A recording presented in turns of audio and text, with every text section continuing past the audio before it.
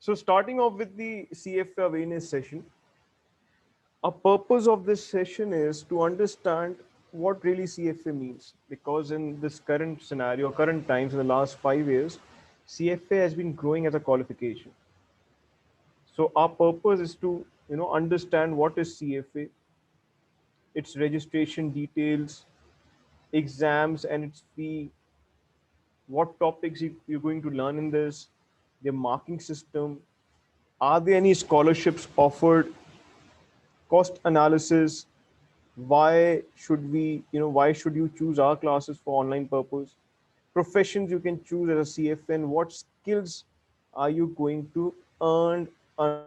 CFA program. So these are all the topics that we will be going through in the CFA mode. Starting off with what is CFA? CFA का क्या मतलब है? CFA, what do we mean by CFA? So basically CFA, you must have known about different qualifications such as CAA, which is Chartered Accountancy, which is linked heavily towards auditors or tax experts. Similarly, CFA is a qualification which is linked heavily with investment professionals, with investment professionals. So let's suppose if someone wants to make any investment, there is different pillars of finance. One is called the auditing pillar, one is called the tax pillar, and one is also called the investment pillar. जो investors होते हैं obviously वो invest करना चाहते हैं पैसा, they want to invest money, and obviously for that purpose they need professional around them. जैसे कि फॉर एग्जांपल अगर आप किसी रियल स्टेट में इन्वेस्टमेंट करना चाहते हो, क्या आप खुद ही सारे फैसले कर लोगे? Are you capable enough to make decisions yourself कि in which plot to invest or in which property to invest, what should be the price that we paid for that property? Obviously not. You will need real estate investors consultancy for that purpose. You would need professionals around you. Similarly, investment is a broad term. Investment can be done in stock markets, investment can be done in companies, investment can be done in businesses, investment can be done in commodities, gold, and so on. So obviously you need professional around you to at least help you out in that process.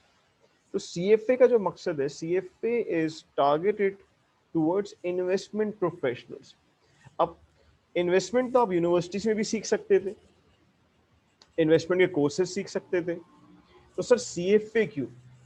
CFA उस सबसे बढ़कर जो चीज provide कर रहा है CFA, it is providing you ethical standards. जो CFA की जो मेन मकसद है, दैट इज कि वो आपको एथिकली बहुत साउंड करवाए, एथिकली बहुत इंप्रूव करवाए. जैसे कि एक ऑडिटर होता है, हम सब उम्मीद लगाते हैं ना कि ऑडिटर कंपनी के साथ मिलेगा नहीं, कंपनी के साथ मर्ज नहीं करेगा, कंपनी के साथ एक जिंक्स नहीं बनाएगा. We all expect the auditor not to get not to create a cartel with the company. We expect him to have his own independence.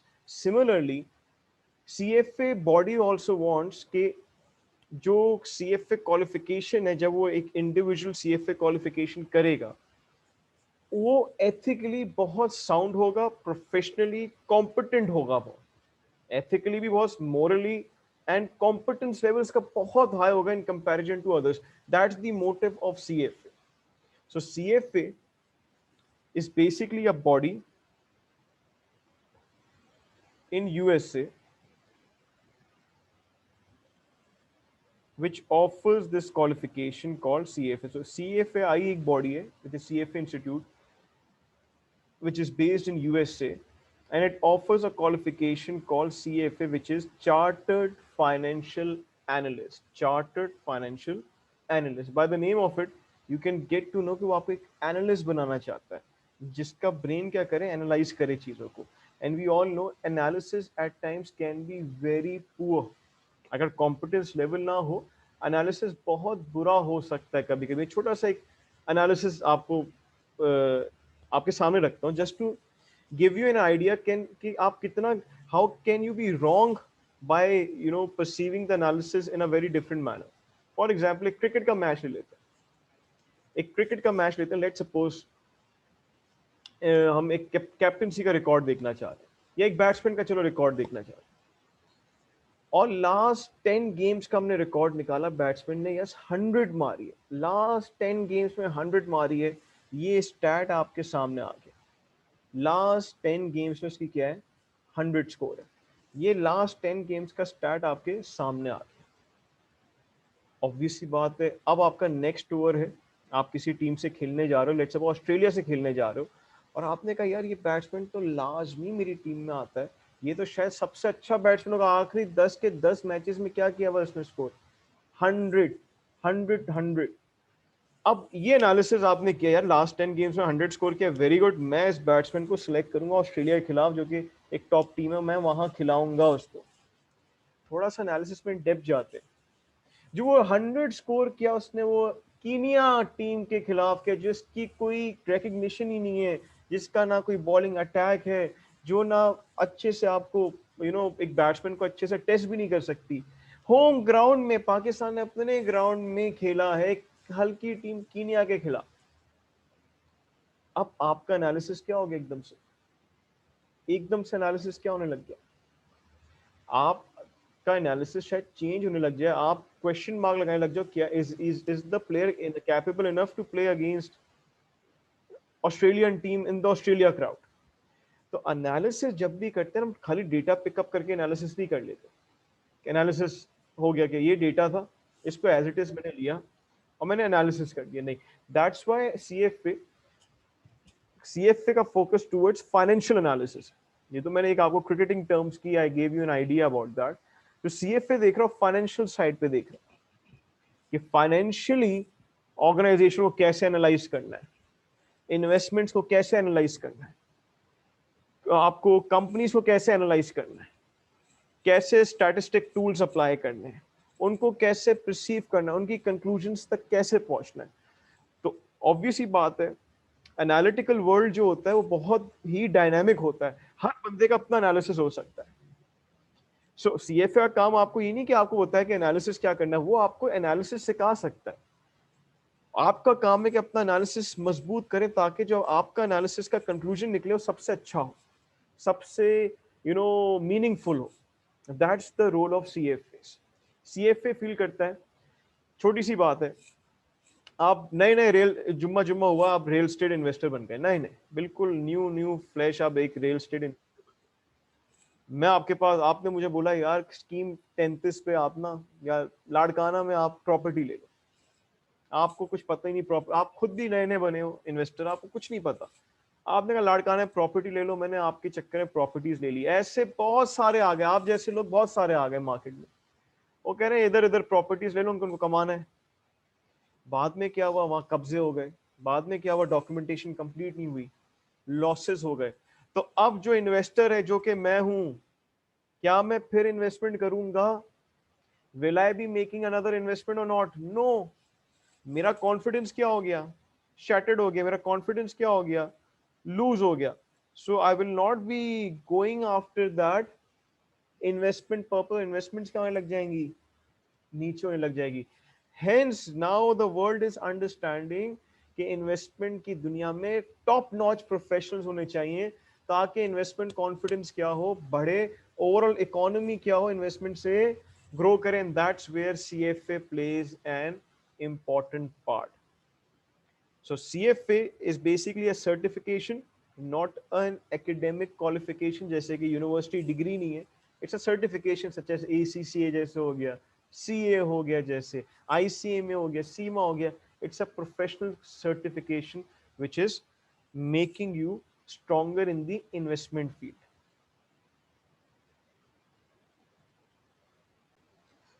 The next question that pops up कि why shall I do CFA? जब मैंने अपनी life में किया था CFA तो मैंने भी ये सवाल पूछा था, and obviously all those who are entering into CFA will be asking the same question: why do I not go into a university and do certain investment courses? Why do I not go into, why do I not opt something else? CFA क्यों करूं? सबसे पहला जवाब, if you want a global umbrella upon you, देखिए, if you're doing a qualification from a university, वो एक locality तक restricted होती है education. So if you want a global umbrella, that is called global recognition for you, CFA is globally recognized. आप CFA भले पाकिस्तान से बैठ के दें, भले इंडिया से बैठ के दें, श्रीलंका से बैठ के दें, दुबई से बैठ के दें, it is recognise all around the globe. इसकी जो रिकग्निशन है सबसे हाईएस्ट है among the all the financial qualification, सबसे हाईएस्ट रिकग्निशन है, बिकॉज इसका ऑल्टरनेटिव नहीं है. Number two, it is in demand, highly in demand. Reason being, because every economy wants to increase its investments, and we know that because CFA is, creating investment professionals. So if in order to give a boost to my investments, I want CFAs. So it's highly in demand, especially in the third world countries. तो बहुत ज़्यादा demand है, because third world countries के पास potential for investment बहुत ज़्यादा है. Investment हो नहीं रही होती इतनी, लेकिन उनका पोटेंशियल क्या है, बहुत ज्यादा है. थर्ड वर्ल्ड कंट्री के पास कितनी जमीन खाली पड़ी हुई है, कितने बिजनेसेस लग सकते हैं. तो पोटेंशियल जो थर्ड वर्ल्ड कंट्रीज के पास होता है बहुत ज्यादा होता है. हेंस पीपल वांट कि यार हमारे यहाँ CFAs आए, पीपल वांट के ब्रोकरेज हाउसेस ओपन हो, इन्वेस्टमेंट बैंक्स ओपन हो, स्टॉक मार्केट ग्रो करे, बिकॉज पोटेंशियल क्या है, बहुत बड़ा होता है. अच्छा, ये तो मैंने CFA, इसकी डेवलप कंट्रीज में भी डिमांड बहुत ज्यादा होती है, वहाँ इन्वेस्टमेंट पर्पज से भी होती है, प्लस फंड्स मैनेजमेंट के पर्पज से भी होती है, क्योंकि वहां पे पोटेंशियल तो इन्वेस्टमेंट का कम है, लेकिन जितना थोड़ा इन्वेस्टमेंट जो जो एरिया बचा हुआ है उस पर करेक्ट इन्वेस्टमेंट्स हो, एफिशिएंट इन्वेस्टमेंट्स हो, उनके पास रिसोर्सेज इतनी नहीं बची. सो दे वांट कि एफिशिएंट इन्वेस्टमेंट्स हो फंड्स मैनेजमेंट सबसे अच्छी हो. तभी कनाडा के अंदर सबसे ज्यादा डिमांड है CFAs की. यूएस से तो है ही origin, so US is top notch. Canada, UK, ये तीन कंट्रीज पे तो CFAs कहते हैं ना, आप सीवीज पे लिखो फाइनेंशियल इंडस्ट्री हैंड पिक करती है. तो मैंने आपको ग्लोबल एक पिक्चर ड्रॉ करवाई है इसकी. नंबर 3 बिग रीजन जो स्टूडेंट्स आते हैं इसमें, it is highly rewarding. Current if I state for Pakistani market, अगर आप सिर्फ CFA लेवल 1 कर लो, again if I am saying you are a fresh candidate, let's suppose आपने ग्रेजुएट किया है, आप सिर्फ CFA लेवल 1 करते हो as a fresh, you can pick up to 60K, you can pick up to 60K per month salary with a fresh CFA level 1 person. और ये ज्यादा अच्छे से बात वो समझ सकेंगे मेरी जो ACCA से आते हैं, जो ICAP से आते हैं, जो CA से आते हैं, कि भाई CA का एक सर्टिफिकेट कभी भी सैलरी आपको नहीं दे सकता. ACCA के 5 पेपर्स भी, जब तक ACCA एफिलिएट भी बन जाओ, तब भी आपको ये सैलरी ऑब्टेन नहीं करवा सकता. उन क्वालिफिकेशन को पूरी तरह क्या करना होता है, कंप्लीट करना पड़ता है. बस CFA में ऐसा नहीं. क्यों नहीं ऐसा नहीं है? बिकॉज CFA में क्राउड ही नहीं है. CFA में अभी ग्रो कर रहा है. CFA में एलिजिबिलिटी क्राइटेरिया आगे पढ़ेंगे तो थोड़ा सा टफ होता है इसका, हेंस इसकी फिल्टरिंग बहुत अच्छी है. तभी अभी समझे ग्रोथ फेज में, मेच्योरिटी पे नहीं पहुंचा अभी तक.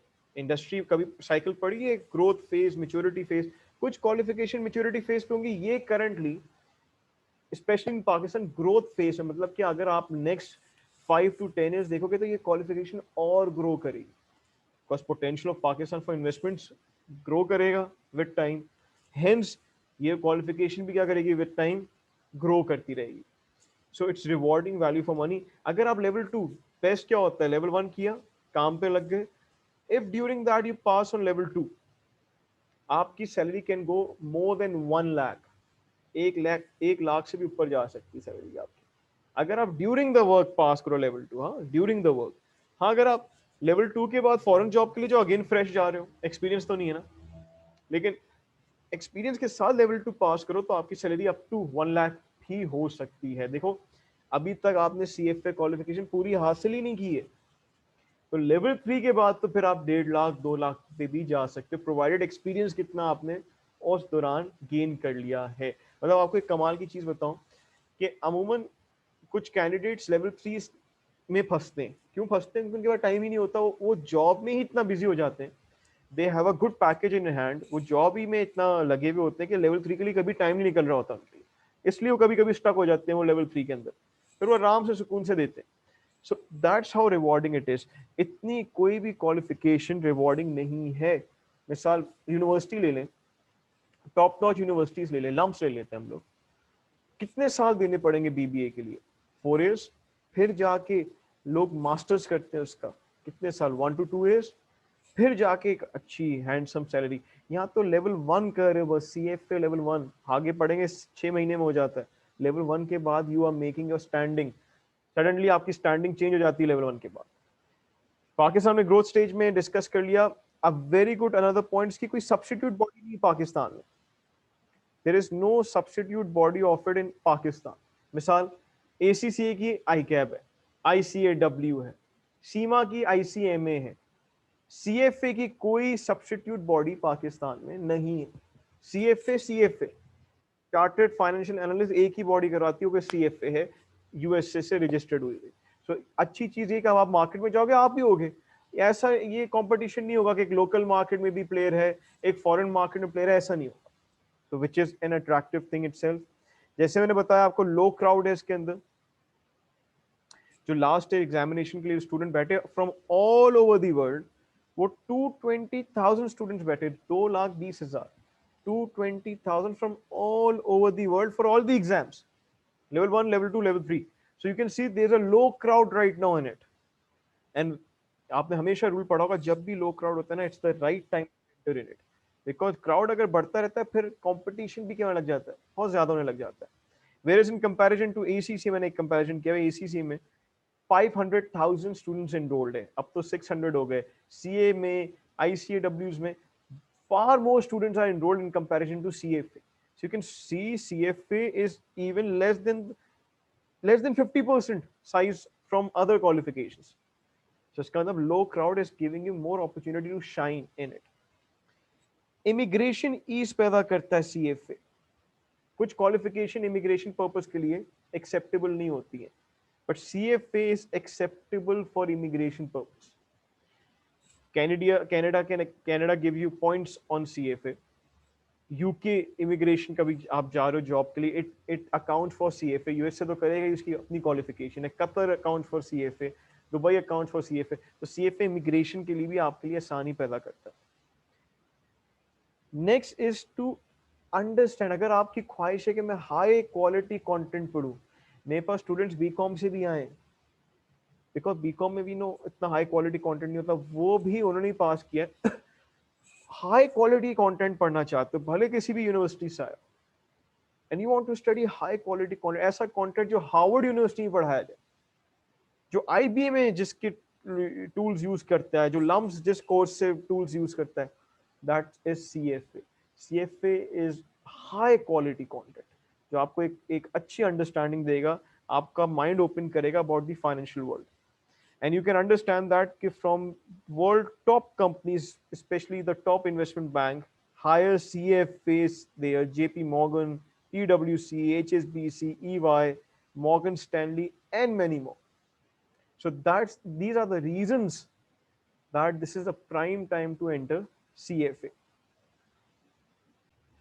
So we have taken a concept CFA किया, अब ये देख लेते हैं कि आप एलिजिबल है नहीं है, वरना आपका ये वीडियो देख का मकसद शायद खत्म भी हो सकता है, या फिर आप अपने आप को एलिजिबिलिटी के लिए तैयार भी कर सकते हो। So eligibility of CFA is simple. The first and the most important thing, you need a international passport. आपके पास एक इंटरनेशनल वैलिड पासपोर्ट होना चाहिए when you are registering for the exam. भले वो पासपोर्ट एग्जामिनेशन डेट से पहले expire भी क्यों ना हो रहा हो, you can still register for the exam अगर वो पासपोर्ट करंटली वैलिड है। फिर आपको क्या करना होगा, उसको रिन्यू करवाना होगा एग्जामिनेशन से पहले, लेकिन आप रजिस्ट्रेशन उसी सूरत में कर सकते हैं if you have a valid international passport. एक तो ये होगी। Number 2, you need to be in your at either in your final year of graduation, or you can be a graduate also. अगर कोई graduate है वो भी eligible है for CFA. ग्रेजुएट जो है वो सारे लेवल्स के लिए एलिजिबल है, लाइक लेवल 1 देता है तो लेवल 2 के लिए भी बैठ सकता है, पास कर गया लेवल 1, फिर लेवल 3 के लिए बैठ सकता है. जो फाइनल ईयर ऑफ ग्रेजुएट्स हैं they are only eligible to sit in level 1.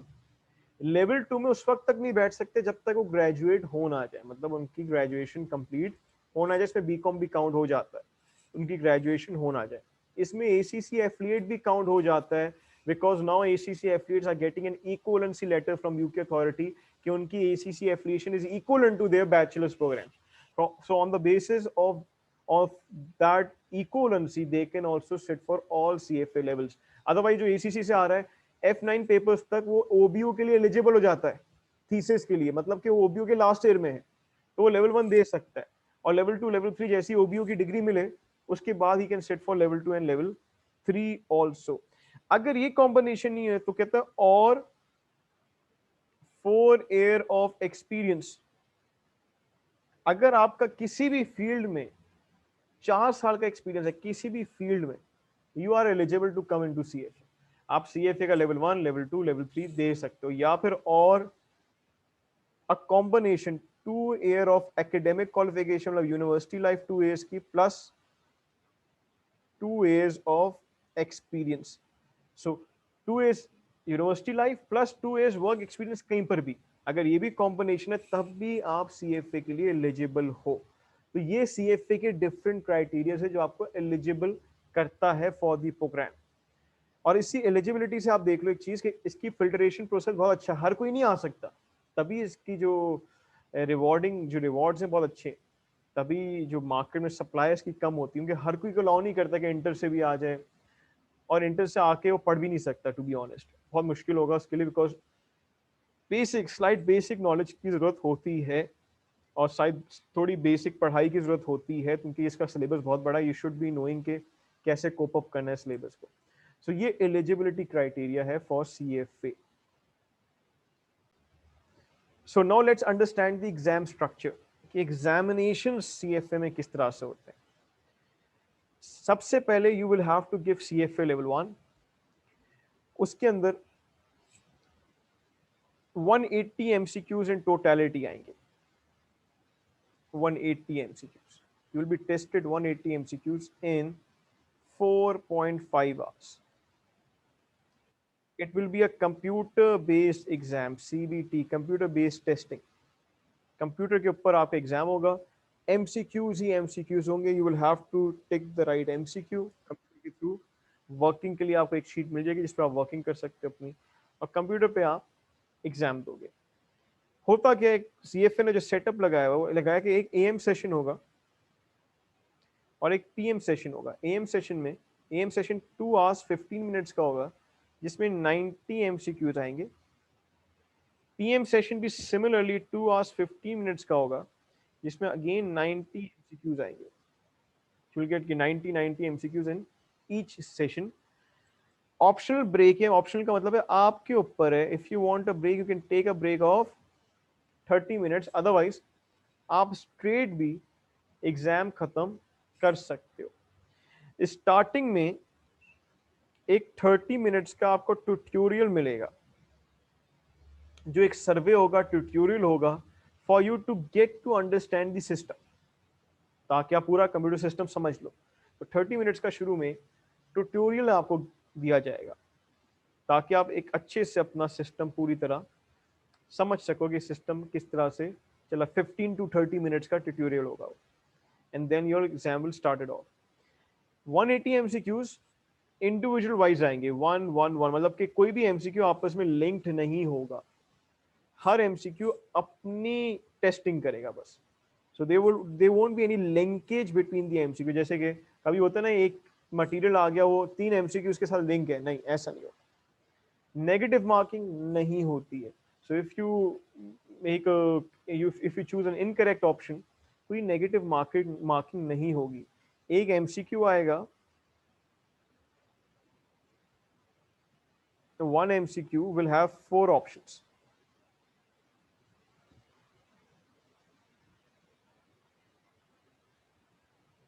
It will have 4 options. ये एग्जाम होगा आपका, ये टाइम स्लॉट्स आपको प्रोवाइड होंगे, वो हम आगे पढ़ेंगे। टाइम स्लॉट्स आपको गिवन, इसको जब आप रजिस्टर करवाओगे, अपॉइंटमेंट लोगे, तब आपको टाइम स्लॉट वगैरह मिलेंगे, वो हम आगे डिस्कस करेंगे। एग्जाम हेल्ड कब कब होता है? Level 1 is held in February, May, August, November. 4 times a year exam held होता है। सो February, May, August, November में आप बैठ सकते हो फॉर दिस एग्जाम, ठीक है। इस पे कुछ स्पेशल सर्कमस्टांसेस में, इन केस दफ़ा कोविड की वजह से ये सबको अकोमोडेट नहीं कर सके, तो सिर्फ 2021 में करंटली आप ये करंटली फेब के साथ मार्च भी एग्जाम ऑफर कर रहे हैं, एंड सुनने में आ रहा है कि वो मई के साथ जुलाई में भी एग्जाम ऑफर करेंगे जस्ट फॉर दिस ईयर, क्योंकि कोविड चल रहा है, ताकि सारे स्टूडेंट्स क्या हो सके, अकोमोडेट कर सके। अदरवाइज को इतने सेंटर्स नहीं मिल पा रहे at a point, at a specific point of time, कि सबको अकोमोडेट कर सके। अदरवाइज 4 टाइम्स अ ईयर आपका CFA लेवल 1 एग्जाम हेल्ड होता है। पहले एग्जाम का जो पासिंग रेशियो है वो है 43%, 42 भी होता है, 41 to 43 कह सकते हैं। उसका मतलब क्या है कि अगर 100 स्टूडेंट्स सिट डाउन करते हैं फॉर द एग्जाम, उसमें से कितने पास होते हैं? 43 students, which I feel is a good passing rate. मुझे बुरा पासिंग रेट नहीं मिलता है। आप CS में जाएंगे, इससे बहुत कम पासिंग रेट है। कभी आप CSS के एग्जाम दीजिएगा सिविल सर्विस के, उसका इससे मेरा हाफ से भी कम पासिंग रेशियो है। कभी आप ICMA पाकिस्तान के अंदर क्वालिफिकेशन उसके एग्जाम्स दीजिएगा, उसका भी इससे कम passing, in that expect this passing ratio is a good passing. The 43 students out of 100 are passing, which is a good passing ratio. Topics कैसे आते हैं इसके अंदर? जो टॉपिक्स यहाँ AM में टेस्ट हो रहे हैं वैसे ही PM में टेस्ट हो सकते हैं। ऐसा नहीं होता कि जो AM में टेस्ट हो गए टॉपिक सर वो PM में रिपीट नहीं होंगे, नहीं, मिक्स क्वेश्चंस दोनों में आ सकते हैं। जो AM में भी टेस्ट हो रहे हैं वो भी PM सेशन में भी टेस्टेबल हैं topics. This is level 1. Now let's understand level 2. फिर लेवल 2 आपके पास पेपर आ जाता है, वो भी सिमिलर पैटर्न का, सिमिलर पैटर्न, 4.5 आवर्स का पेपर है। The only difference is that कि वहाँ MCQs पूछे जाते थे, यहाँ पे आइटम सेट क्वेश्चंस आ जाते। दोनों सेशंस में आइटम सेट क्वेश्चंस पूछे जाते हैं। सर आइटम सेट क्वेश्चन का मतलब क्या? MCQs आपस में लिंक्ड है, एक केस स्टडी मिलेगी और उसके नीचे 6 MCQs, 4 MCQs, 5 MCQs होंगे जो कि आपस में लिंक्ड होंगे, उसी केस स्टडी के साथ लिंक्ड होंगे। इसको बोलते हैं हम item set questions. Item set question अमूमन ये आप रख सकते हो 6 से 7 आइटम सेट क्वेश्चंस आएंगे, लेकिन CFA ने अभी तक पूरी तरह इलेबोरेट नहीं किया है कितनी पूछेगा, क्योंकि ये एग्जाम स्ट्रक्चर 2021 में चेंज हुआ है, इससे पहले डिफरेंट होता था। तो अभी कैटेगोरिकली तो नहीं पता कितनी आइटम सेट क्वेश्चंस आती, लेकिन आप दिमाग में रखें 6 से 7 आएंगी, जिसमें हर आइटम सेट क्वेश्चन में 4 से लेके 6 MCQs पूछे जा सकते हैं। Level 2 is said to be, and as per my experience also, is the hardest level of CFA. Level 2 सबसे मुश्किल लेवल कहलाता है of CFA. So it is considered the most difficult. Even though the passing ratio क्या है 45, क्या मतलब sir भाई अगर 100 स्टूडेंट्स कर रहे हैं तो उसमें से कितने पास हो जाते हैं 45। तो स्टूडेंट पूछता है सर हार्डेस्ट कैसे हो गया? लेवल 1 में 43 कर रहे हैं और लेवल 2 में 45। तो भाई इसलिए कर रहे हैं अगर मैं यहाँ से स्टार्ट करूँ 100 यहाँ पे आए, कितने पास होके जाएंगे आगे? 43 फिल्टर हो गए। तो जो 43 फिल्टर हुए इनमें क्रीम क्या होगी? क्रीम का रेशो बढ़ गया ना, मतलब अच्छे स्टूडेंट्स का रेशो क्या हो गया? लेवल 1 में अच्छा खासा क्राउड आ जाता है, कोई मेहनत करता है कोई नहीं करता है, लेकिन जैसी फिल्ट्रेशन होती है तो लेवल 2 को और अच्छा क्राउड मिल रहा है, तभी उसका पासिंग रेशियो थोड़ा सा क्या हो जाता है, इंक्रीज हो जाता है। और ये ट्रेंड आप लेवल 3 में देखोगे कि पासिंग रेशियो और बढ़ जाएगा, क्योंकि लेवल 3 को तो और अच्छा स्टूडेंट मिल रहा है, बिल्कुल फिल्टर होके मिल रहा है लेवल 3 को। सो लेवल जो 2 है वो कब कब होगा, इस साल 21 में तो वो मई में हो रहा है और अगस्त में हो रहा है, जस्ट फॉर 21। 2021 में it is being held in May and August, but आगे 22 ऑनवर्ड्स वो होगा फरवरी and August, February and August में। अच्छा एक चीज समझिएगा, मैं ये फील करता हूँ personally, even though level 2 is the hardest, but if you want to make it a bit easier for you, सबसे इंपॉर्टेंट लेवल मेरी नजर में लेवल 1 ही है। क्यों? Because it sets the basics. जितनी अच्छी बेसिक, तभी मैं तो स्टूडेंट को कहता हूँ भाई पासिंग भी रखो दिमाग में और टारगेट करो 90 परसेंटाइल। मेरे अल्हम्दुलिल्लाह काफी स्टूडेंट्स के 90 परसेंटाइल अबव आ चुके हैं, ताकि मैं चाहता हूँ लेवल 1 में इतने पॉलिश हो जाओ कि लेवल 2 बनस्बत इतना मुश्किल ना लगे जितना वो है। बिकॉज लेवल 1 पिलर्स बनाता है, जितनी अच्छी पिलर्स होगी तो बुनियाद जो खड़ी करोगे, बिल्डिंग खड़ी करोगे, उतनी आसानी से खड़ी कर सकते हो।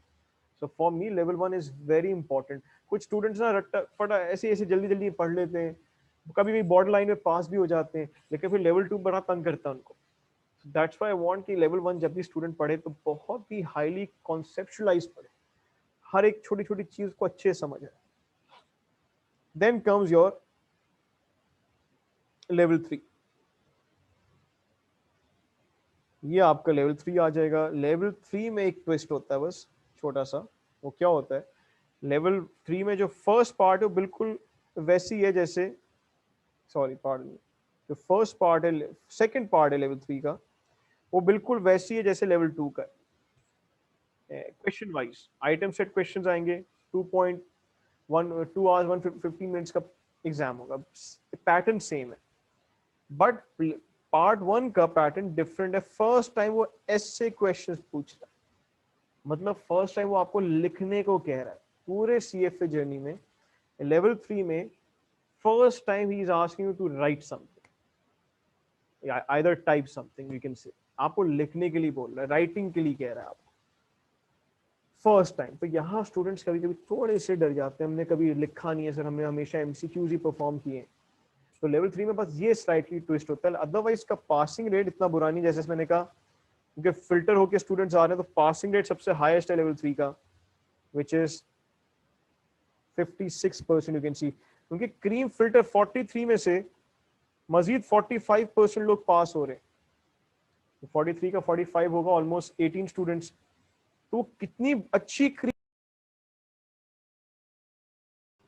तो आप इससे एहसास लगा लो कि 56% पासिंग रेट इसकी बढ़ जाता है इसका। Level 3 is held every May and November, so every May and November में लेवल 3 होता है। इसको थोड़ा सा मैं सिंप्लीफाई कर देता हूँ ताकि आपकी कंफ्यूजन खत्म हो जाए। लेवल 1 लिख रहा हूं मैं, कब कब होता है level 1? Feb, May, August and November.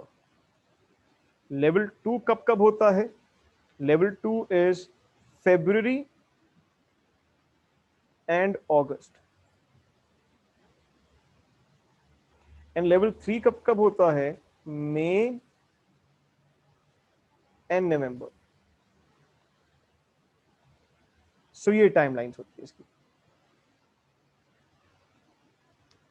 This is the timeline. So that's how your levels are distributed, level 1, level 2 and level 3. A question comes in mind, what is the passing criteria? So CFA do not give you a concrete passing score, जैसे कि कभी होता है ना कि 50% है तो पास हो गए, नहीं, CFA नहीं बताता। CFA ग्लव्स यूज करते हैं MPS, minimum passing score, which can be different in all the exams, all the sittings में क्या हो सकता है, डिफर कर सकता है। वो सेट कैसे करता है मिनिमम पासिंग स्कोर, इसको हम बोलते हैं परसेंटाइल सिस्टम। वो देखता है कि मेजॉरिटी ने किस तरह का स्कोर किया है, क्या स्कोर बहुत अच्छा रहा है तो मिनिमम पासिंग स्कोर बढ़ जाता है, क्या स्कोर बहुत पुअर रहा है तो मिनिमम पासिंग स्कोर क्या हो जाता है, कम हो जाता है। इसका मतलब क्या है, लेट सपोज एक फरवरी में एक स्टूडेंट बैठा है, उसके पास बहुत ही मुश्किल पेपर आ, बहुत ही मुश्किल। अब क्या वो सिर्फ उसको मुश्किल लगेगा, नहीं, बहुत सारे लोगों को मुश्किल लगेगा, तो अल्टीमेटली मेजोरिटी का स्कोर क्या होगा, कम होगा, तो मिनिमम पासिंग स्कोर भी क्या हो जाएगा, कम हो जाएगा। अच्छा, एक अटेम्प्ट, उसकी अगली अटेम्प्ट में एक स्टूडेंट बैठा, लेट सपोज मई में, उसका पेपर बहुत आसान है, क्या वो उसको आसान लगेगा, नहीं, और भी लोग पढ़ के आ रहे हैं, उनको भी आसान लगेगा, तो मेजोरिटी का स्कोर क्या हो जाएगा, क्लाइम अप कर जाएगा, और मिनिमम पासिंग स्कोर भी क्या हो जाएगा, बढ़ जाएगा। इसको बोलते हैं percentile system, which is the fair way to set the passing score. क्यों, 50% में क्या इशू आता है, अगर एक स्टूडेंट का 50% स्कोर सेट है, तो क्या ये अनफेयर नहीं हो गया कि जो फेब में स्टूडेंट बैठा उसके पास मुश्किल पेपर आया, और जो मई में स्टूडेंट बैठा उसके पास आसान आ गया, कौन ज्यादा अच्छे से पास कर जाएगा, जिसके पास क्या आया, आसान पेपर आया। सो ये तो अनफेयर हो गया ना, जो परसेंटेज सिस्टम है। तो CFA believes in percentile system. हम as a teacher, CFA do not give us the exact figures, ये percentile क्या बनता है, लेकिन हम एज अ टीचर जो असेसमेंट हमने देखी है रही है, we believe कि if you are able to earn 60 to 65% आप पास कर जाते हो, तो अपना टारगेट आप 65% रखो। 50% पे पास नहीं करता है स्टूडेंट, 50 से ऊपर ही बनता है MPS। So you need to keep your target 65%। 60% भी है, लेकिन 60% बॉर्डर पे आ जाता है, बॉर्डर लाइन पे आ जाता है। Best is to keep a target of 65%। Your target should be कि मैं ओवरऑल ओवरऑल कितना अचीव करूं मैं एग्जाम से, 65%। मतलब क्या कि अगर 180 MCQs टेस्ट हो रहे हैं, तो मेरा टारगेट क्या होना चाहिए, इफ आई टेक आउट 180 का 65%, so my target should be कि मैं 117 MCQs क्या करूं, करेक्ट करूं, एटलीस्ट 117। तो मेरे पास लेवरेज बन जाती है ऑफ 63 MCQs में इनकरेक्ट कर सकता हूं। आई हैव अ लेवरेज कि मैं 63 MCQs क्या कर सकता हूं, इनकरेक्ट कर सकता हूं, but I need to make sure कि मैं 117 MCQs क्या करूं, करेक्ट करूं ओवरऑल। जरूरी नहीं है कि हर टॉपिक में 65% लाना है, नहीं, ओवरऑल क्या करना है, आप 117 MCQs को टारगेट करना है। इसको मैं और एक्सप्लेन करूंगा जब सिलेबस कंटेंट समझाऊंगा, I will explain this more.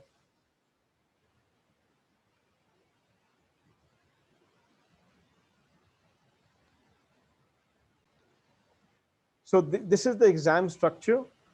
First, you need to pass level 1. So after passing level 1 only, you shall be eligible for the level 2. After passing level 2, you will be eligible for registration in level 3. So now let's understand the duration. आप exams किस तरह से दोगे, तो एक high level concept लेते हैं, high level concept.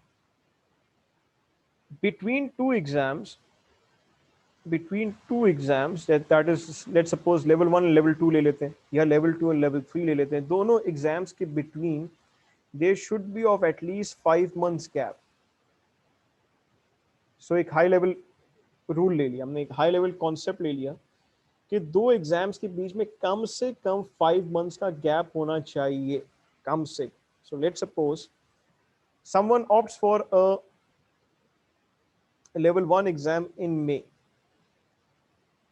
21, वो पास कर जाता है।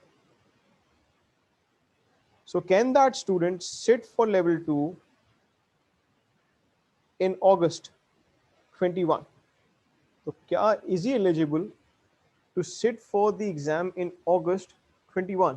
अगर हम ये वाला कॉन्सेप्ट उठाएं, he is not. Why? मई के बाद जून जुलाई, there is only a 2 months gap.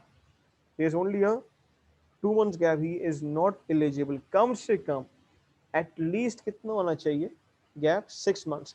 अब नेक्स्ट लेवल 2 कब होता है फिर, February में. So he will be eligible to sit for the exam of level 2 in the February 22. So if someone is given the exam in May 21, level 1, if he passes that exam, the next window available for him to give level 2 would be then February 22 के level 2 कब होता है अगस्त और फरवरी सो अगर अगस्त की आप नहीं attempt कर सकते अगस्त उनके कितना डिफरेंस है सिर्फ 2 मंथ्स का है तो अल्टीमेटली नेक्स्ट अटेम्प्ट कब मिलेगी आपको अगस्त 22 में मिलेगी अब जरा हम ये सोचते हैं अगर आप मई में नहीं देते exam level 1 let's suppose you give the exam in August of level 1 तो आपने लेट्स सपोज अगस्त में एग्जाम दिया लेवल 1 का अगस्त 21 आपने लेवल 1 के लिए बैठे आपने पास कर लिया एग्जाम अब लेवल 2 की नेक्स्ट अटेम्प्ट कब मिलेगी वो तो अगस्त और फरवरी अगस्त निकल गई बिकॉज आपने लेवल 1 दिया था तो अब February would be the next attempt for level 2 are you eligible to sit level 2 in February 22 are you eligible yes why September October November December January 5 months का गैप आपको मिल रहा है so you are eligible to sit in the February 22 examination अब let suppose आपने February 22 examination भी पास कर लिया level 2 का तो सर मैं लेवल 3 कब दे सकता हूँ when can I give level 3 level 3 होता है May and November में level 3 कब होता है May and November so can you give level 3 in May you cannot why because months का gap कितना आएगा February के बाद March April 2 months gap है you are not eligible to sit for level 3 in May you will have to give level 3 in November minimum November 22 आपके ऊपर आप भले और डिले कर दो ये तो मैं बता रहा हूँ जल्दी से जल्दी कितने एग्जाम दे सकते हो आपके ऊपर आप डिले करना चाहो मतलब आपके ऊपर ऐसा नहीं है कि you have to sit for these exams आप अपनी मर्जी से भी डेट आगे की भी रख सकते हो in every exam so the earliest you can give so the right word would be the earliest you can give the level 3 exam would be November 22 why because वो 5 months का gap का जो rule है वो fulfill कर रहा है so any student who sits for level 1 in May passes it he can sit earliest in for level 2 is February 22 if he passes that he can sit earliest for level 3 in November 22 and if he passes that he will be eligible to get a CFA chartered if he obtains along with it a 4-year relevant experience also तो वो chartered उसको charter मिल जाएगा chartered का मतलब होता है member बन गया था वो पूरी क्वालिफिकेशन चार्टर्ड कर ली है उसके लिए दुनिया ओपन हो गई है उसके लिए दुनिया के एम्प्लॉयर्स ओपन हो गए हैं उसका CFA नेटवर्क पे नाम आ गया है वो डायरेक्ट एम्प्लॉयर से अपनी सीवीज भेज सकता है चार्टर बन गया वो लेकिन चार्टर के लिए 3 एग्जामिनेशन ही पास करने हैं along with that you need a 4 years relevant experience in the investment industry relevant experience in the investment industry sir relevant experience क्या होगा वो आगे डिस्कस करेंगे प्रोफेशन जब हम डिस्कस करेंगे तो आपको एक आइडिया हो जाएगा what do we mean by relevant experience so these are registration details in front of you let's suppose someone is thinking to get enrolled for the exam in May 21 तो सबसे पहले एक चीज पे करनी होगी आपको USD $450 वन टाइम एनरोलमेंट फी ये एडमिशन फी समझ लो CFA की ये वन टाइम एक दफा पे करनी उसके बाद कभी पे नहीं करनी है $450 पे करनी पड़ेगी आपको प्लस एग्जामिनेशन फी पे करनी पड़ेगी 2 डेट्स होती है एक अर्ली रजिस्ट्रेशन डेट होती है एक स्टैंडर्ड रजिस्ट्रेशन होती है अगर मई के लिए ऑप्ट करे तो अर्ली रजिस्ट्रेशन डेट चली गई लास्ट डेट थी 3 नवंबर वो चली गई स्टैंडर्ड रजिस्ट्रेशन डेट 23 फरवरी तक है उसके लिए आपको यू विल हैव टू पे $1000 दिस मेक्स अप टू $1450 ये CFA को आप पे करोगे ऑनलाइन जाओगे प्रोफाइल बनाओगे एग्जाम रजिस्टर करते हुए क्रेडिट कार्ड से $1450 की पेमेंट करो if credit card is not available तो हमारा इंस्टीट्यूट आपको फैसिलिटेट कर देगा उसके ऊपर we'll facilitate you on making the payment so आप रजिस्टर करवा लोगे एग्जाम 23 फरवरी से पहले जो एग्जाम विल बी रजिस्टर्ड। अब आपको अपॉइंटमेंट करवानी है कि एग्जाम कब देना है। तो पहला फेज हो गया रजिस्ट्रेशन का, दूसरा फेज है अपॉइंटमेंट का जिसको स्केड्यूलिंग कहते हैं। आप स्केड्यूलिंग उस वक्त करते हो जब सीएफए डेट्स ओपन कर देगा कि भाई हम, जब सीएफए आपके सामने डेट्स ओपन कर देगा कि हम इस टाइम पे एग्जाम ले रहे हैं, ये विंडो है, अमूमन विंडो 7 to 10 डेज की आपके पास आएगी।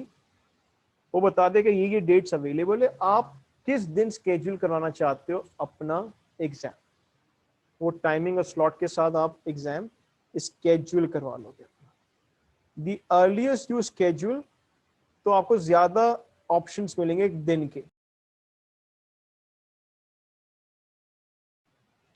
Earliest you schedule the more you days you will gate, आपके ऑप्शन ज्यादा आएंगे। लेकिन स्केड्यूलिंग डेडलाइन क्या होगी आपकी, आपको 10 मार्च से पहले पहले लाजमी एग्जाम स्केड्यूल करवाना है।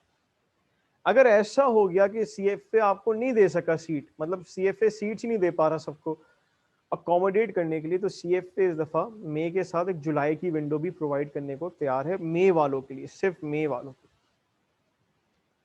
That's how the process moves on. अगर आपको रीस्केड्यूल करवाना है एग्जाम, जैसा आपने स्केड्यूल करवा लिया ट्यूसडे को, अब एकदम कोई ट्यूसडे आफत आ गई, आप करें नहीं वेडनेसडे देना है, आप रीस्केड्यूल करवा सकते हो। उसकी डेडलाइन होगी 16 अप्रैल तक। उसकी फी होती है $25, वैसे 250 होती है, कोविड की वजह से उन्होंने $25 की भी। आप रीस्केड्यूल करवा सकते हो इसी विंडो में, इसी विंडो में, मई की विंडो में।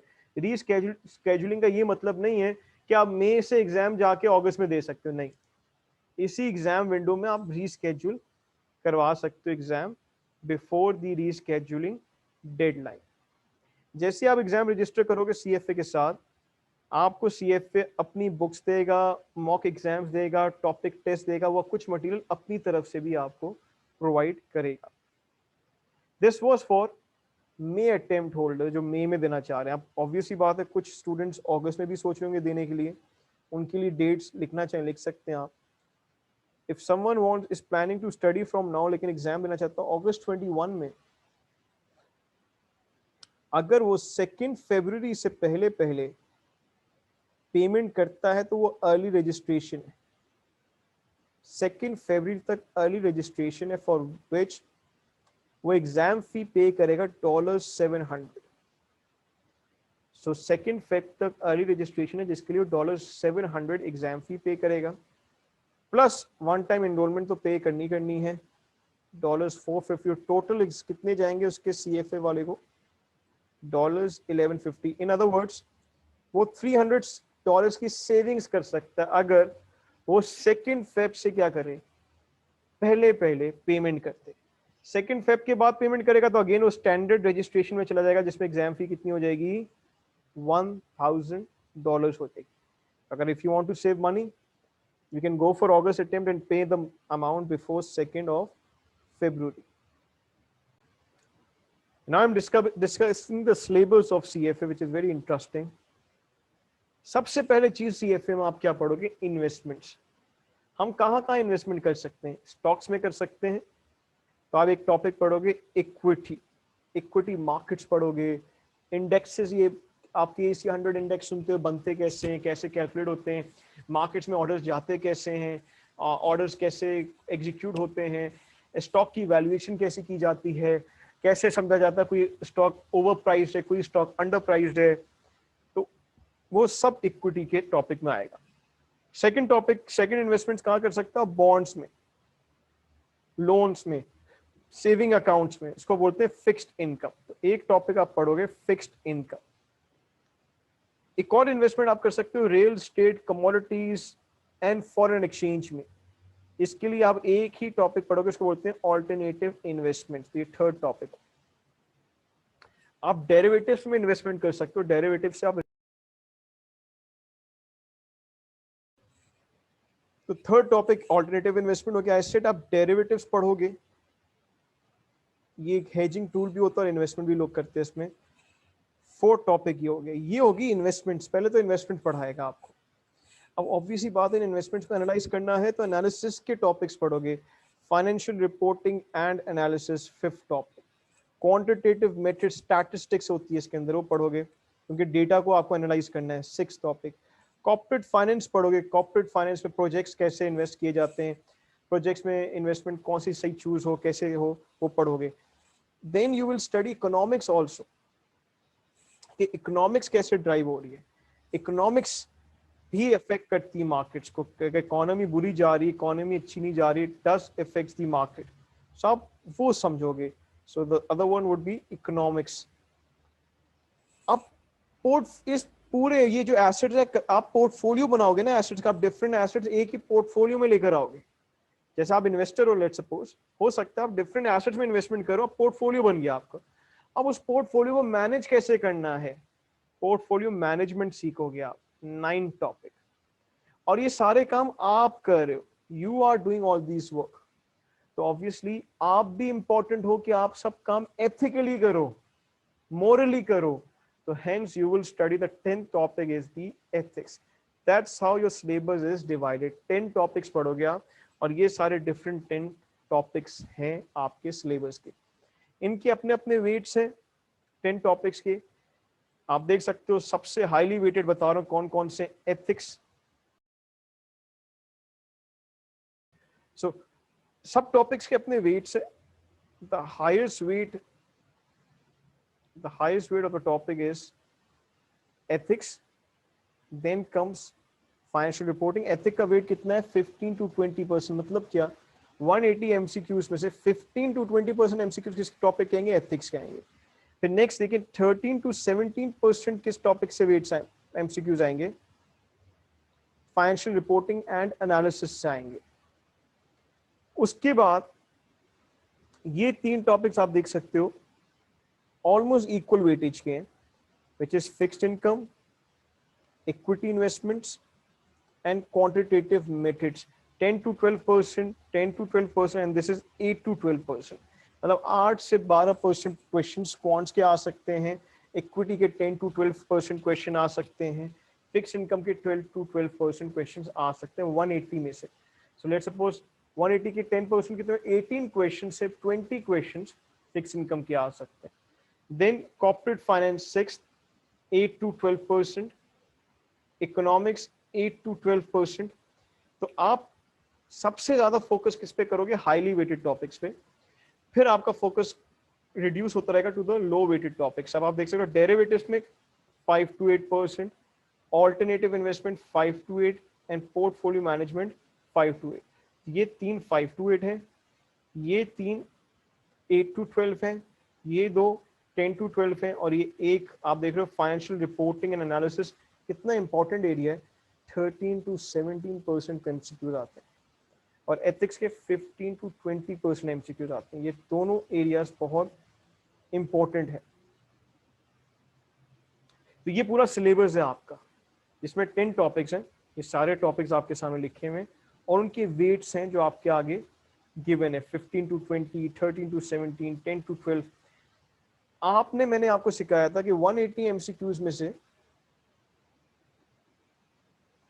आपने अपना टारगेट कितना रखना था, 120 एमसीक्यूज।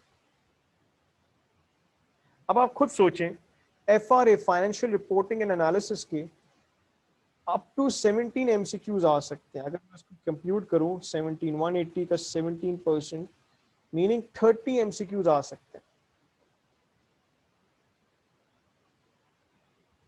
और ऑल्टरनेटिव के अप टू 8% एमसीक्यूज आ सकते हैं, मीनिंग दैट ये बन जाते हैं आपके लिए अप टू 14 एमसीक्यूज। अब मुझे बताओ ज्यादा इंपॉर्टेंट एरिया कौन सा है, ज्यादा स्कोर कहां करना चाहोगे, एफआरए में, क्योंकि ज्यादा एमसीक्यूज हैं, वो आपका स्कोर ओवरऑल क्या होगा उसकी वजह से बढ़ेगा। वेरेस अगर आप कम स्कोर भी करते हो 14 एमसीक्यूज में, कम से कम 7 गलत हो जाएंगे, 6 गलत हो जाएंगे। लेकिन अगर आप एफआरए में कम स्कोर करते हो बहुत, तो आपके 15 to 16 एमसीक्यूज गलत हो सकते हैं। तो तभी हाई वेटेड टॉपिक्स पे ज्यादा फोकस, ज्यादा मेहनत, ज्यादा प्रैक्टिस, ताकि आपका एग्जाम अप जाए, ऊपर से ऊपर जाए। So these are the weights जिसके थ्रू टेस्ट होते हैं आपके टॉपिक्स। क्विकली मैं कोशिश करूंगा कि हम अब समझने की कोशिश करें the role, career role of a CFA. So now quickly I would like कि हम ये समझने की कोशिश करें कैरियर रोल CFA का क्या होता है. What is the career role of the CFA? So we'll try to understand that now.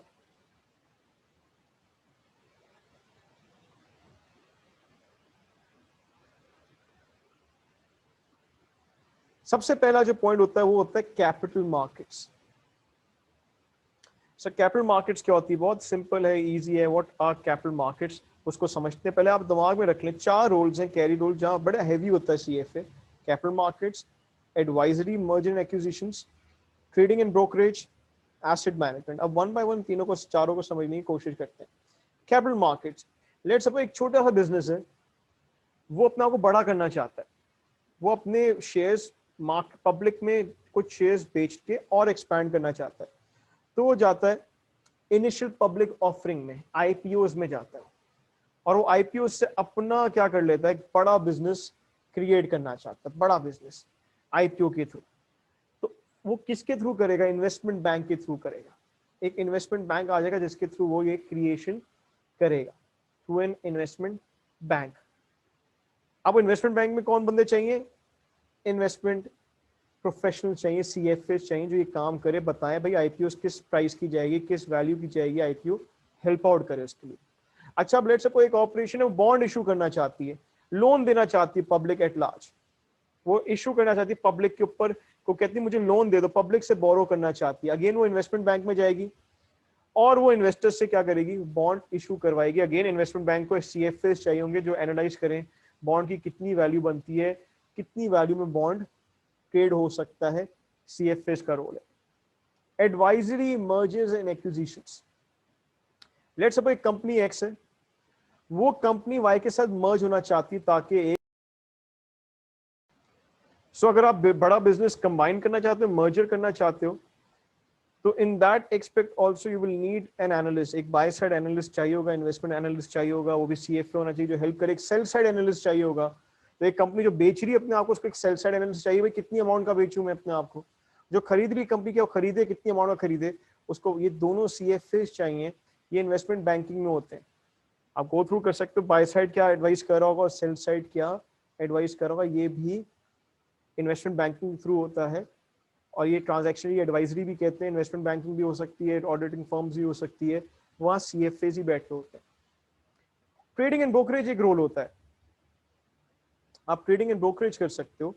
Property trading होती है, बैंक्स अपनी पैसे यूज करते हैं बाय करने के लिए स्टॉक्स एंड बॉन्ड्स, सिक्योरिटीज में इन्वेस्ट करते हैं ताकि उनके पैसे बेचे stocks and bonds higher price पे, उनके पैसे मल्टीप्लाई हो जाए. इसको बोलते हैं प्रॉपर्टी ट्रेडिंग. बैंक्स अपने खुद पैसों से ये काम कर रहा होता. अगेन भाई कौन से एसेट्स बाय करे, कौन से एसेट्स सेल करे, उसके लिए अगेन उसको क्या चाहिए? एक अच्छा CFA चाहिए जो कि इन्वेस्टमेंट बैंकिंग के थ्रू भी हो सकता है, ब्रोकरेज हाउसेस के थ्रू भी हो सकता है. ये ब्रोकरेज हाउसेस के थ्रू ज्यादातर होता है. ब्रोकरेज क्या कहलाती है? कि आप किसी क्लाइंट के बिहाफ पे शेयर्स खरीद रहे हो, उसको ब्रोकरेज कहते हैं. तो वहां भी CFAs चाहिए ताकि एडवाइस कर सके क्लाइंट को कौन से सही खरीदे. रिसर्च डिपार्टमेंट यहाँ पे बहुत इंपॉर्टेंट पार्ट प्ले करता है ब्रोकरेज हाउस में. क्यों? रिसर्च देख पढ़ी जाती है हर स्टॉक के बारे में. भाई हर स्टॉक की रिसर्च क्या आई है, तो रिसर्च कौन कर रहा होता है? CFAs. रिसर्च डिपार्टमेंट में भी CFAs चाहिए होते हैं. और एसेट मैनेजमेंट का मतलब क्या हो गया? कि लेट्स सपोज एक इन्वेस्टर है, वो आपके पास आया, उसने कहा यार मेरे ना पैसे लो और डिफरेंट एसेट्स में इन्वेस्ट करके मैनेज करो.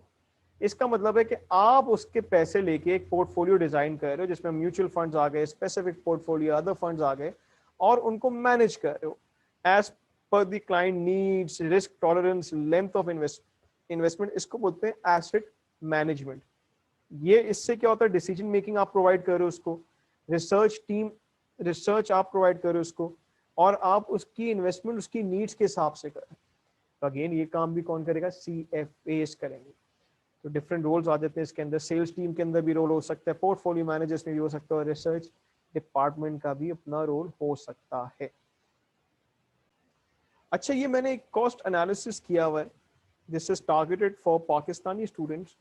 आप देख सकते हो कॉस्ट एनालिसिस एक मैंने आइडिया दिया हुआ है.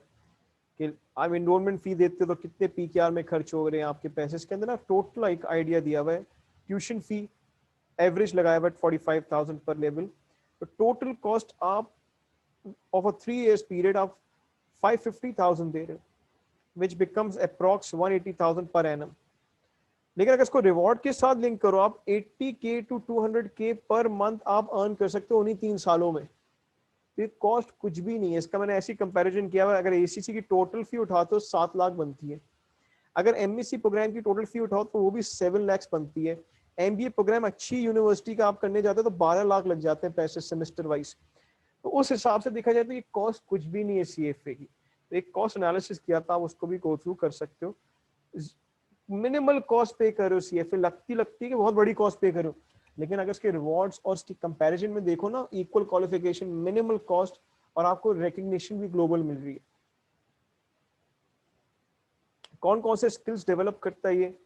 एनालिटिकल स्किल्स, अंडरस्टैंडिंग, आपको एक scenario understand in restricted time सीख जाते हो कैसे करना है।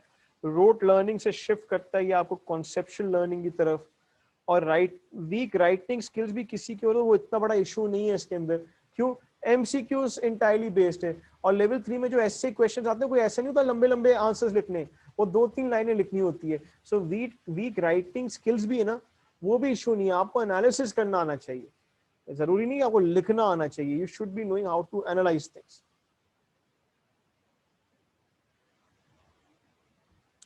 सो these are my level 1 classes, जिसमें मेरे अपने पर्सनल नोट्स मिलेंगे, जो मेरा ऑनलाइन बैच स्टार्ट हुआ हुआ है, चल रहा है।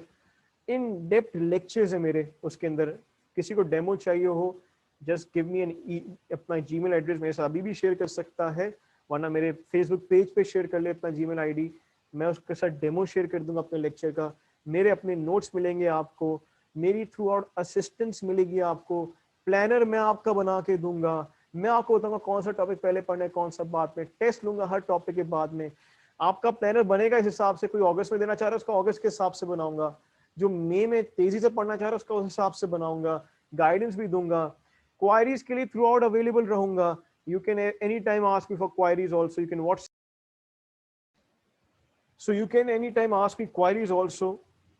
एंड मैं इसको ऐसे डिस्क्राइब करता हूँ, your teacher will be your study partner. आपका टीचर आपका ही स्टडी पार्टनर होगा, इंडिविजुअल अटेंशन मिलेगी आपको थ्रू आउट। और प्रैक्टिस सेशन भी शेयर करूंगा कि सवाल प्रैक्टिस कैसे करने, वो भी मैं आपके साथ शेयर किया करूंगा, ताकि यू शुड नो कि ट्रिकी क्वेश्चंस कैसे सॉल्व करने होते हैं, मुश्किल सवाल कैसे प्रिपेयर करने पड़ते हैं। और आपको CFA मटेरियल भी प्रोवाइडेड होगा इसके साथ साथ।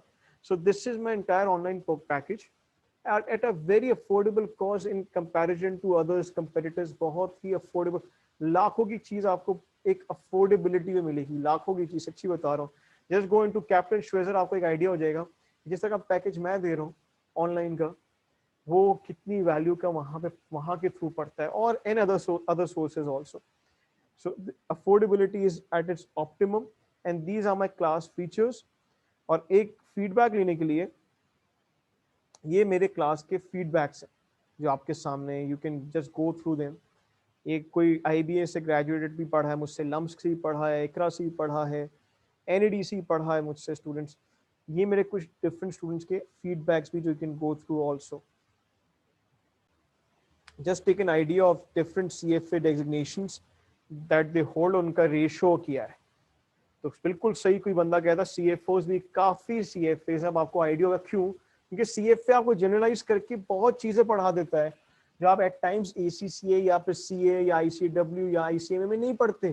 तो वहां पे आप सिर्फ अकाउंटेंट ही रहते हो, बट यहाँ पे आपको इन लार्ज बड़ी चीजें सिखा रहा है। ट्रेजरी में भी जा सकते हो आप, कॉर्पोरेट फाइनेंस डिवीजन में भी जा सकते हो, बजटिंग में भी जा सकते हो आप, ब्रोकरेज में भी जा सकते हो, इन्वेस्टमेंट बैंकिंग में, फंड मैनेजमेंट में। तो आप CFO बनने की काबिलियत रखने लग जाते हो। You can have that ability to become a CFO। CFS बहुत काफी CFO की पोजीशंस में काम भी करें वर्ल्ड वाइड। और ये आप एक परसेंटेज फॉर्म देख सकते हो कि कैसे डिफरेंट डिफरेंट डेजिग्नेशंस काम करें और उनकी प्रोपोर्शंस कितनी डिफरेंट डिफरेंट है। आप देख सकते हो चीफ एग्जीक्यूटिव्स का रेशियो, आप देख सकते हो रिसर्च एनालिस्ट का रेशियो। तो ये डिफरेंट डिफरेंट रेशियोज हैं विद देयर कलरिंग्स।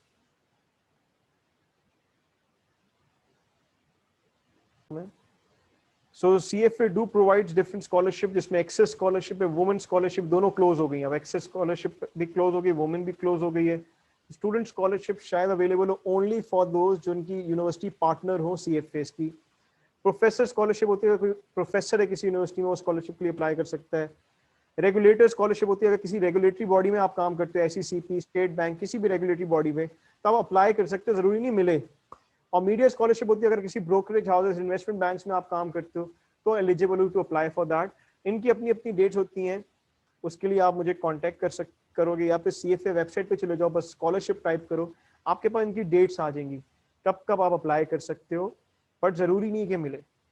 जो असल होती है एक्सेस स्कॉलरशिप्स होती हैं वो बहुत वाइडली मिलती है, लेकिन वो विंडो क्लोज होगी, वो अब अवेलेबल होगी फॉर 2022 एग्जाम्स। 21 के लिए वो बंद हो गई है, वुमेन स्कॉलरशिप भी क्लोज हो गई है, वो अवेलेबल होगी for 22 examinations. So I hope so कि मैंने कोशिश की हो कि आपको एक आइडिया मिला हो CFA है क्या, किस तरह चलता है CFA, कैसे काम करता है CFA। And any one of you interested can contact me. मैं आप मुझे कांटेक्ट करके you can get to know more about details. अगर ये वीडियो के थ्रू कांटेक्ट करो, just go to my page finance by Mohsin Azam Khan. Facebook पे फाइनेंस बाय मोहसिन आजम खान का पेज है, आप उस पर भी जाके मुझे इनबॉक्स मैसेज भी कर सकते हो।